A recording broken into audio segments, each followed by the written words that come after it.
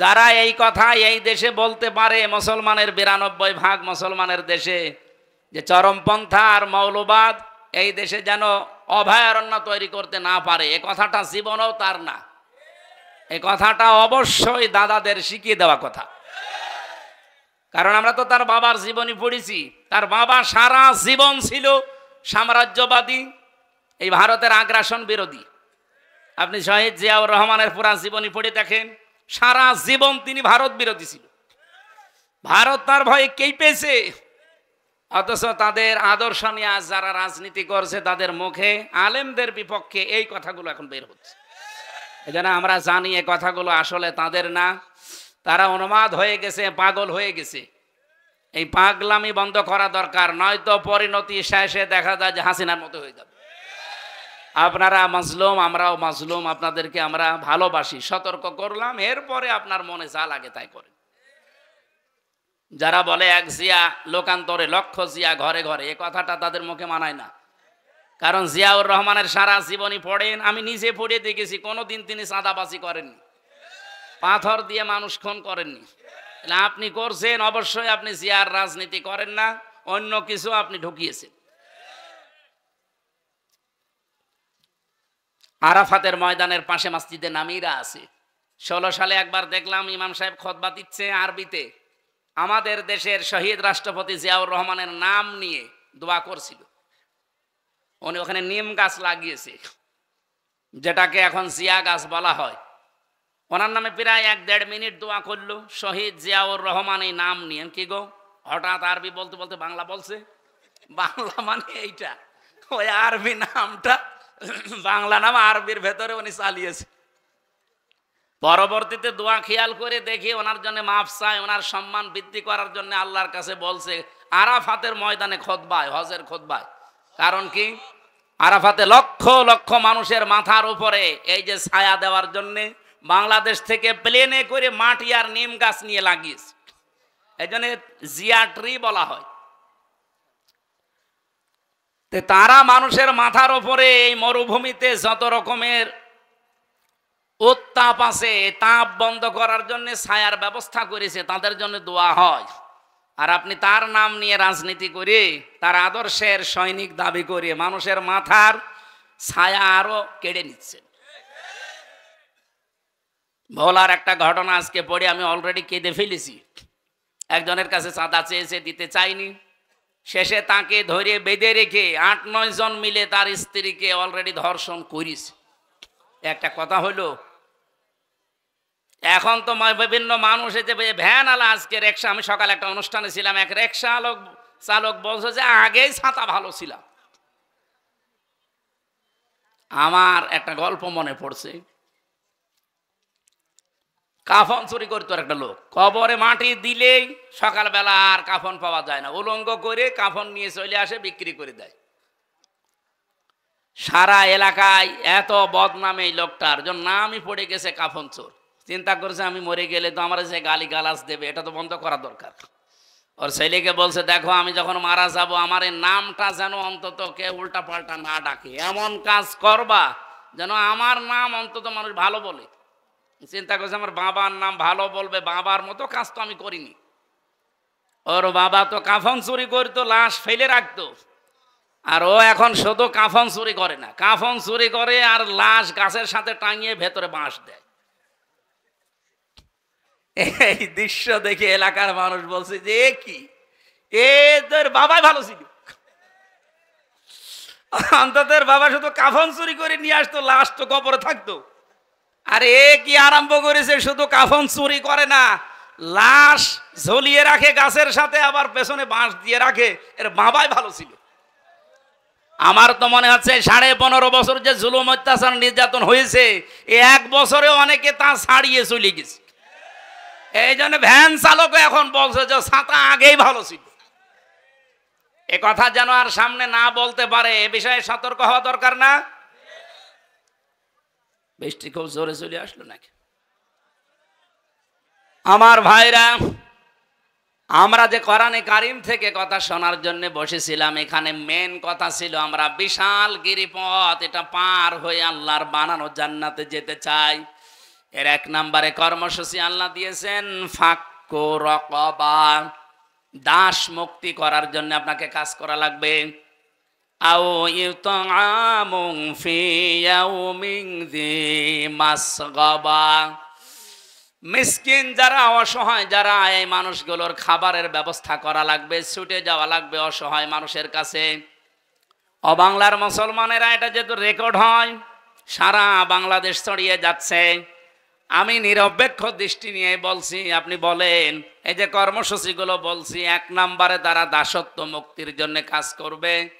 মানুষের ঘাড়ে যাদের শৃঙ্খলা পরানো আছে, শৃঙ্খলা মুক্ত করার চেষ্টা চালাবে। আয়াতের তাফসির হয় 2টা। 1 নম্বরে বন্দি মুক্তিকরণ।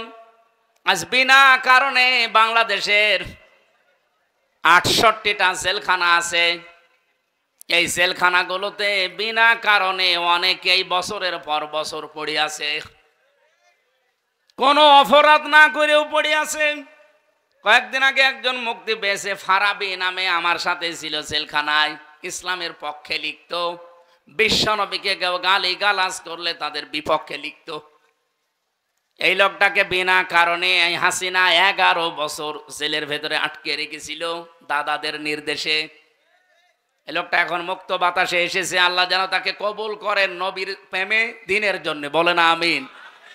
এরকম বহু মানুষ বিনা কারণে 1,10,000-এর উপরে ওই সময় আমরা জেলখানা ছিলাম সারা বাংলাদেশে, যারা বিনা কারণে এভাবে আছে তাদেরকে মুক্ত করার জন্য যারা চেষ্টা চালাবে।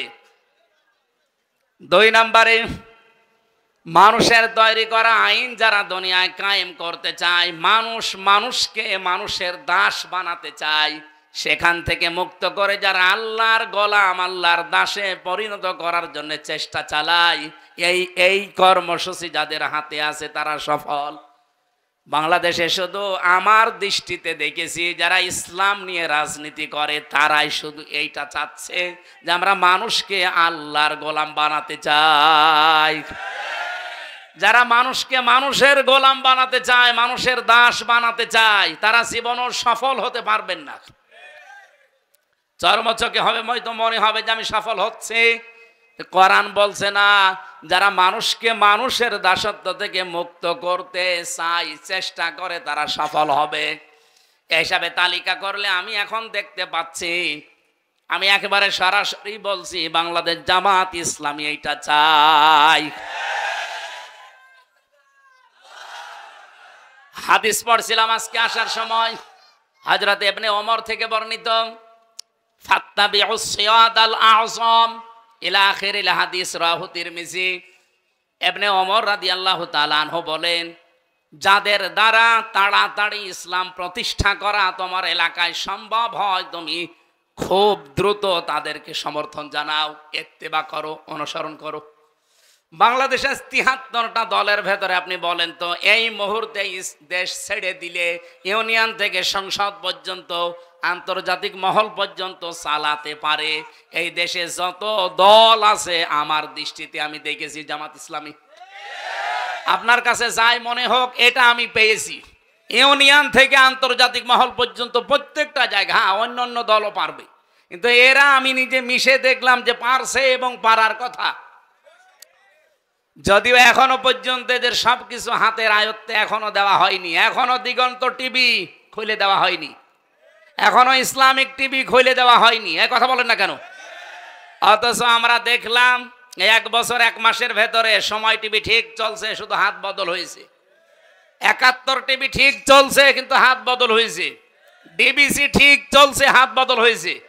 আর টিভি ঠিক চলছে, হাত বদল হয়েছে। এগুলো যদি সব হাত বদল হয়ে চলতে পারে, দিগন্ত টেলিভিশন, ইসলামিক টেলিভিশন কি হয়েছে? এগুলো চলতে পারে না। মিডিয়া এত শক্তিশালী আপনি জানেন, একটা মিথ্যা কথা 10 বার বললে অনেকে সত্য মনে করে, আর ওরা ওই সমস্ত টিভি চ্যানেল দিয়ে একটা মিথ্যা কথাকে 100 বার প্রচার করে, এ দেশের মানুষ মনে করে না এটাই সত্য। আমরা জোর দাবি জানাচ্ছি, যারা দায়িত্বে আছেন, আমরা দিগন্ত এবং ইসলামিক টিভি খুব তাড়াতাড়ি সম্প্রসারণ চাই। এটা চান না? ওয়াউদ্দু লাহুম মাসতাতাতুম মিন কুওয়াতি ওয়া মির রিবাতিল খায়ল। হে নবী, এই পৃথিবীতে ইসলাম ধ্বংস করার জন্য ওরা যেটা কাজে লাগায়, ওটা উল্টিয়ে ইসলামের পক্ষে কাজে লাগাবে। আজ পৃথিবীতে সবচাইতে বেশি ইসলামের বিপক্ষে কাজ করছে এই মিডিয়া। এই কথা বলেন না কেন? আপনি দেখছেন না, একটা মিথ্যা কথাকে 10 বার প্রচার করে, মানুষ মনে করে না এ সত্য হলেও হতে পারে। আমাকে 3 বছর আটকিয়ে রাখার পেছনে এই মিডিয়ার কারসাজি ছিল। ওরা উল্টা পাল্টা করে কাটসাট করে 1.5 ঘন্টা 2 ঘন্টার আলোচনা 2-3 মিনিট 1.5 মিনিট ছেড়ে দেয়। আগের কথা নেই, পরের কথা নেই, আমার রিমান্ডে শুধু ওইটাই শুনিয়েছি, এখানে পেশাব করিবেন, না করিলে 50 টাকা জরিমানা। মানে কমা দেওয়ার কথা, আর ওরা দেয় কোথায়? এই জন্য মিডিয়ায় যারা কাজ করছেন তাদের আরো অ্যাক্টিভ হওয়া লাগবে, কারণ এটা ইবাদত। আপনাকে এই ক্যামেরা ভিডিও আপনাকে জাহান্নামে নিয়ে যাবে, এইটাই আপনাকে জান্নাতে নিয়ে যাবে যদি আপনি ওই মানের কাজ করেন। কথা বলেন। নুন আল কলামি ওয়া মা ইয়াসতুরুন, আল্লাহ বলেন কলমের কসম, এটা একটা কলম। এটা কলম না? কলম দিয়ে লেখকরা যা লেখে ওই লিখিত জিনিসের আল্লাহ কসম দিয়েছেন। সুতরাং উল্টা পাল্টা লিখে যাবেন মানুষের বিরুদ্ধে। সাত গায়ে জারিয়া যেমন আছে, গোনায়ে জারিয়াও আছে। অনেকে খালি সাত গায়ে জারিয়া শুনে পেয়ে আনন্দে থাকে, সাত গায়ে জারিয়া। আরে ভাই, গোনায়ে জারিয়া আছে, ওইটা আপনার কোন বাবা নেবে? এ বাংলাদেশে বহু মানুষ সাত গায়ে জারিয়া না করে আজ অনেকে গোনায়ে জারিয়া করে যাচ্ছে। এমন এমন কথা লিখে যায় একটা মানুষের, একটা দলের বিপক্ষে, যেই কাজ যেই কথা ওই লোকটা ওই দলের ভেতরে নেই। আন্দাজে আপনি এগুলো ছড়িয়ে যদি কালার করার চেষ্টা করেন, আপনি হয়তো মরে যাবেন আর 50 বছর পর, কিন্তু আপনার এই মিথ্যা লিখিত বই, মিথ্যা লিখিত পত্রিকা এ কি মরে যাবে? যতদিন থাকবে টিকে আপনার কবরে ফ্ল্যাক্সি লোড হয়ে এগুলো সব এই গোনাগুলো যেতে থাকবে। আপনি হয়তো মারা যাওয়ার সময় 50 মন গোনা নিয়ে মরে গিয়েছিলেন, কিয়ামতে যখন উঠবেন আপনার আমল নামায় দেখবেন 50,000 মন গোমা জমা হয়ে আছে। এরকম পাগল দেশে নেই? ওই যে ফজু পাগল একটা আছে, আন্দাজে। আমার মনে হয় ওরে বাইরে রাখলে দেশের ক্ষতি হবে, ওরে আমার পাবনায় পাঠানো দরকার। যারা আছেন কিশোরগঞ্জে ধৈর্য বেঁধে ওরে পাবনায় পাঠান, আমরা দরকার হয় কুকুর মারা ইঞ্জেকশন দিয়ে দেই, পড়ে থাক। তাছাড়া যত কথা বলে, আমার 100 কটা কথা বললে 98টা মিথ্যা কথা, আর সব আলেমদের বিরুদ্ধে। ওর কি জন্মই হয়েছে আলেমদের বিরোধিতা করার জন্য নাকি? এই জন্য আমাদের উচিত মানুষকে, যারা মানুষের দাসত্ব থেকে মুক্ত করে আল্লাহর দাস বানাতে চায়, আপনি সেই দলে যোগ দেন যাদের দ্বারা তাড়াতাড়ি ইসলাম কায়েম করার সম্ভাবনা বেশি। সেই দলে আসেন, আপনি সফল হতে পারবেন। এই আয়াত আর এই হাদিস আমি এখন বানালাম। বলেন বলেন।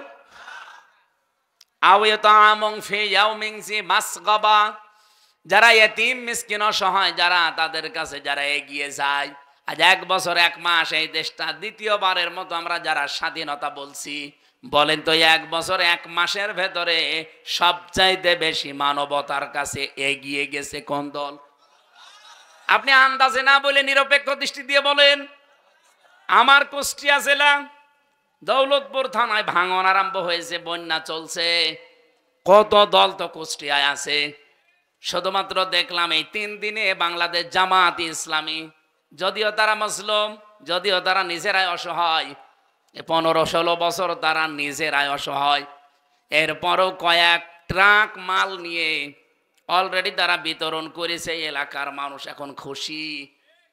আমরা যদি ভালো কাজে এভাবে প্রতিযোগিতা করতে পারতাম, আর যত দল কুষ্টিয়াতে আছে প্রত্যেকেই যদি এই ট্রাক মাল নিয়ে গিয়েছে, তো কুষ্টিয়ার মতো যত জেলায় বন্যা হচ্ছে সবগুলো উত্তরণ করা সম্ভব হতো। এই কাজে নেই। আমি জামাত ইসলামীতে এসেছি জেলখানা থেকে আসার পর। এর আগে আমি অ্যাক্টিভ ছিলাম না শিবিরে, জামাতে, কোনো দলে না, ওই যে অবিখা ওয়াজ করে খেতাম। তো এখানে আসার পরে আমি অ্যাক্টিভ ভাবে মিশে কাজ করে দেখতে পাচ্ছি জামাত কর্মী মানেই সমাজকর্মী। এদের আসল কাজ এইটা যে সমাজে উন্নয়নমূলক কাজে আপনি আগে অংশগ্রহণ করেন। এই জন্য আহ্বান জানাচ্ছি, এদের চরিত্রটা আপনিও নেন, আপনাকেও মানুষ ভালোবাসবে। মানুষকে জোর করে কিছু হয় না, তার প্রমাণ হাসিনা। এত জোর করেছিল, 3টা বছর আমার যোগাযোগ বিচ্ছিন্ন রেখে শুধু বউ থেকে, ছেলে মেয়ে থেকে না, মা বাপ থেকে না, দুনিয়া থেকে বিচ্ছিন্ন করে রেখেছিল মাটির নিচে। কি করতে পেরেছে? এই গাজীপুরে ছিলাম প্রায় 3 বছর। কি করতে পেরেছে শেষ পর্যন্ত, সেটাকে ওরা বেশি ঘৃণা করে, সেই দলে এখন আমি আরো অ্যাক্টিভ হয়ে গেছি। আমার এই জামাত ইসলামে অ্যাক্টিভ হওয়ার জন্য হাসিনা দায়ী। ও যদি জেলে এইভাবে কষ্ট না দিত, আমার মনে হয় আমি এভাবে আসতাম না। আগে যে ছিলাম অবিখা করে খেতাম। তা আমার এখানে অ্যাক্টিভ করার জন্য আপনি দায়ী। আপনি দিল্লি বসে বসে এখন সুবহানাল্লাহ পড়ে। দেখ, ভালো আপনার জন্য যে অন্তত আমি অ্যাক্টিভ ভাবে একামতে দিনের দায়িত্ব পালন করার জন্য একজন হতে পেরেছি, আপনাকে এই জন্য ধন্যবাদ। আপনার কারণে বহু মানুষ এরকম অ্যাক্টিভ ভাবে এসেছে। আমরা ৭৬ জন আলেম এক জায়গায় ছিলাম, মাওলানা মামুনুল হক ভাই সহ। আমি তার নামটা আসলেই দোয়া করে নেই, কারণ এই 3 বছরে অনেক অবদান তার আমার উপরে আছে। জেলখানায় খাবার খাওয়া যায় না। এই যে গাজীপুর জেলা কি গরিব? কাশিমপুরে, গাজীপুরের ভেতরে না, কি খাবার দেন আপনারা? মাওলানা মামুনুল হক হাফিজাহুল্লাহ, আল্লাহরে বান্দা, 3 বছর আমার সাথে এক ঘরে ছিল, পাশাপাশি রুমে। আমরা মানে প্রতিদিন সকালে আর দুপুরের খাবার আমরা একসাথে খেতাম। খাবারটা গরম করতে পারতেন ওনার কাছে। এটা যদি না থাকতো আমার শরীর যা আছে, আমার মনে হয় আমি আরো দুর্বল হয়ে যেতাম। ওনার কাছে আমি এই জন্য ঋণী। আল্লাহ যেন তার সর্বোচ্চ মাকাম দুনিয়া আখেরাতে দান করেন, আমিন।